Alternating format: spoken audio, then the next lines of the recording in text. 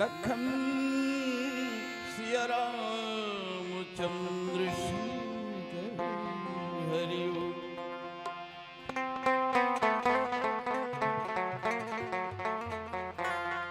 परम श्रद्धे मानस विंसन समाज भगवान राम के दरबार बैठे सब संतगण, दशरथ बरोबर मोर बाप हो, कौशल्या जैसे माता हो, सती अनुसुईया जैसे बहनी हो, भरत जैसे मोर भाई हो।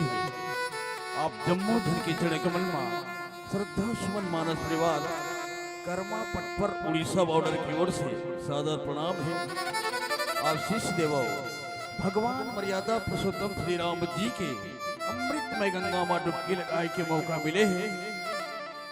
आज शुरुआत दिन है, भगवान राम के दरबार में जम्मू बैठे माता बहनी छोटे छोटे बाल गोपाल, बाहर से आए हमारे मेहमान।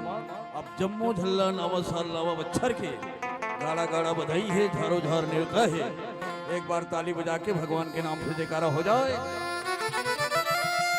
बोलो राजा रामचंद्र की, बोलो बजरंगबली महाराज की, सभी रामायण सुनने वालों की जय, अरे नहीं सुनने वालों की भी जय, जो आए हैं उनकी भी जय, जो नहीं आए हैं उनकी भी जय। हर हर